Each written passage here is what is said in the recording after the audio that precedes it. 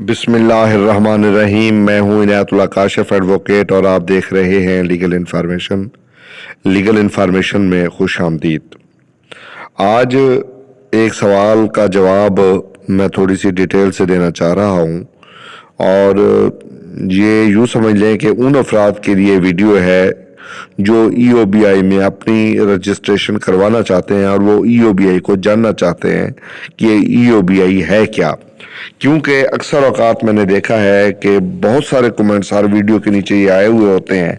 ये सवाल तो बहुत ज़्यादा पूछा जाता है कि पेंशन में इजाफा कब हो रहा है, लेकिन इसके साथ साथ बहुत सारे ये जो है वो सवाल पूछा जा रहा होता है कि EOBI है क्या। लोगों को पता ही नहीं है कि EOBI का इदारा क्या है।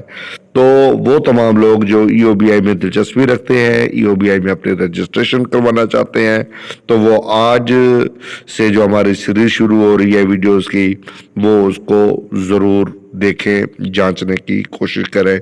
इंशाल्लाह बहुत फ़ायदा होगा। तो सबसे पहले मैं EOBI का तारुफ करवा देता हूं कि EOBI है क्या। तो EOBI से मुराद है employees old age benefits act 1976। ये एक इदारा है जो कि 1976 में जुल्फ़िकार अली भुट्टो की हुकूमत में कायम किया गया। इसका क़याम 1 जुलाई 1976 को इस एक्ट यानी EOBI एक्ट 1976 के तहत कायम किया गया। अब सबसे पहले हम इसको समझ लेते हैं कि इसका मकसद क्या था और इसका मकसद डिराइव कहाँ से किया गया। आइन का आर्टिकल है 38, जिसके तहत निजी शोबा में खिदमात अंजाम देने वाले पाकिस्तानी शहरियों के लिए लाजमी समाजी बीमा कंपल्सरी सोशल इंश्योरेंस CSI मुतारिफ करवाई गई थी और इस कंपल्सरी सोशल इंश्योरेंस के ज़रिए तहफ़्फ़ुज़ की फरहमी को यकीनी बनाना था। और ये आइन के आर्टिकल 38 जीम के तहत ये जो है इदारा कायम किया गया। यानी इस आइन की शिक के तहत कानून वजूद में आया और उस कानून के तहत ये इदारा वजूद में आया। अब हम देखते हैं कि इसका अज़म क्या था। इसका अज़म था बरसरे रोजगार पाकिस्तानी को समाजी बीमा मंसूबा के तहत पेंशन की फराहमी। अब आते हैं दायरा कार इसका क्या था। निजी शोबा के ऐसे तमाम सनती, तिजारती, कारोबारी, रिफाही, तालीमी और दीगर इदारे जहां पर 5 या 5 से ज़ायद मुलाजमीन खिदमात अंजाम दे रहे हों या देते रहे हों या दे रहे हों, यानी प्रेजेंट हों या माजी में देते रहे हों, तो वो तमाम लोग जो है इसके अंदर शामिल हो सकते हैं। अब सनती से मुराद क्या है? तमाम फैक्ट्रीज, कारखाने, तमाम बड़े बड़े इदारे जहां पर प्रोडक्शन होती है सनत के हवाले से, तो सनती मजदूर इसमें शामिल हो सकते हैं। तिजारत से मुराद तिजारती मराकज़, शॉपिंग मॉल, बड़ी बड़ी दुकानें, ठीक है। मिसाल के तौर पे आपके इलाके में कपड़े की एक दुकान है जहाँ पर 30-40 मजदूर काम करते हैं। लोहे की दुकान है, आयरन स्टोर है जहाँ पर 40-50 लोग काम करते हैं। तो रिफाई इदारे NGOs हो गई, जैसे अब ईदी फाउंडेशन वालों ने हाल ही में जो है वो EOBI के साथ कॉन्टैक्ट किया है और उन्होंने अपने तमाम ड्राइवर्स, अपने मुलाजमीन को जो है EOBI में रजिस्टर करवाने के लिए मनसूबाबंदी की है, चेयरमैन साहब से मुलाकातें की हैं।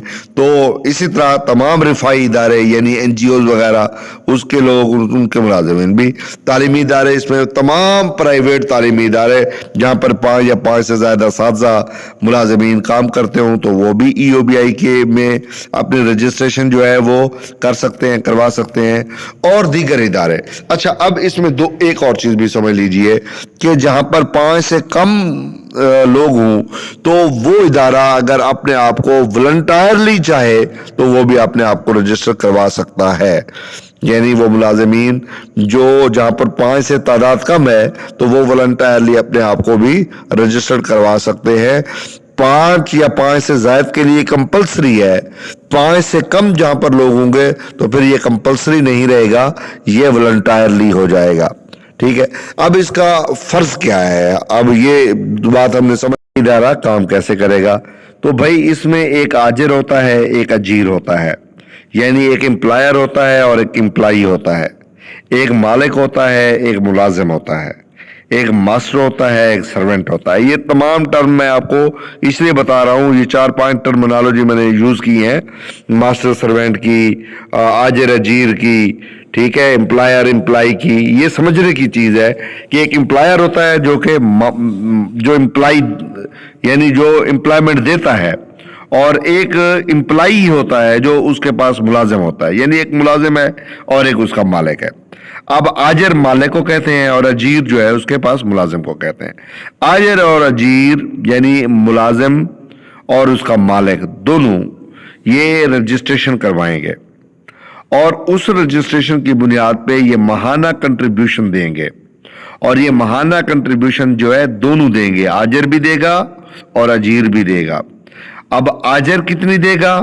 آجر 5% دے گا، اور اجیر کتنی دے گا؟ 1% دے گا. اور یہ دونوں کی وصولی کون کرے گا؟ ای او بی آئی کا ادارہ وصولی کرے گا.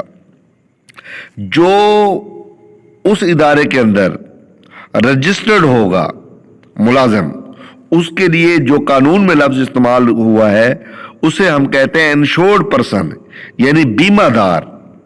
بیمہ دار. اب اس ادارے کا مقصد کیا ہے؟ آجر اور اجیر کی رجسٹریشن کرنا، ماہانہ کنٹریبیوشن وصول کرنا، بیمہ دار افراد اور ان کے پسماندگان کو پینشن فراہم کرنا. اب آپ نے اس کے فرائض کو سمجھ لیا ہے.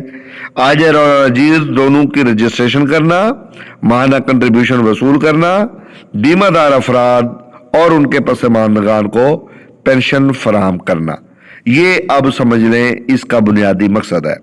اب یہ جو ای او بی آئی کا ادارہ ہے یہ کس کے زیر اہتمام ہے؟ بنیادی طور پہ تو اس کو ہونا چاہیے تھا لیبر کی وزارت کے تحت، وزارت لیبر کے تحت، لیکن 18ویں ترمیم میں چونکہ یہ جو محنت کے ادارے تھے یہ صوبائی محکموں کے پاس چلے گئے، لیکن ای او بی آئی کا ادارہ جو ہے یہ رہ گیا وزارت سمندر پار پاکستانی و ترقی انسانی وسائل حکومت پاکستان اسلام آباد کی زیر نگرانی، اور یہ اس کی زیر نگرانی اب چل رہا ہے. اور یہ ایک قومی سطح کا فلاحی ادارہ ہے، اور اس کے جو لوگ ہیں یہ سہ فریقی ہے. یہ سہ فریقی ہے. اس کے اندر آجر ہے، اجیر ہے، اور اس کے اندر ایک بورڈ بنا ہوا ہے جسے ہم بورڈ آف ٹرسٹیز کہتے ہیں. اس کے 16 رکن ہوتے ہیں، جو کہ اہم ترین ادارہ ہوتا ہے. پالیسی سازی کا کام ای او بی آئی کا بورڈ آف ٹرسٹیز کرتا ہے.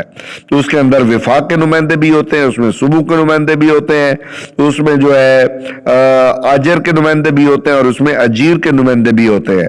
اور اس کا جو بورڈ آف ٹرسٹیز کا جو صدر ہوتا ہے وہ وفاقی سیکرٹری ہوتا ہے. تو یہ جناب ای او بی آئی کا جو ادارہ ہے یہ اس انداز میں چلایا جاتا ہے، اور اس کی لیجسلیشن کو جو کہا جاتا ہے وہ بینیفیشل لیجسلیشن کہا جاتا ہے. اس میں لفظ ایک بینیفٹس استعمال ہوا ہے جس کا مطلب ہے کہ یہ بینیفٹس کے لیے بنایا گیا ہے. جناب یہ ہے ای او بی آئی کا جو ادارہ ہے، اس کا مختصر سا تعارف کہ یہ ای او بی آئی ہے کیا، یہ قانون کیا ہے، اس کا طریقہ کار کام کا کیا ہے، یہ کیسے کام کرتا ہے. تو یہ آج کی جو ویڈیو ہے ان لوگوں کے لیے ہے جو ای او بی آئی سے واقفیت جانکاری حاصل کر کے اس کے اندر اپنے آپ کو رجسٹر کروانا چاہتے ہیں. ویڈیو دیکھنے کا بہت بہت شکریہ.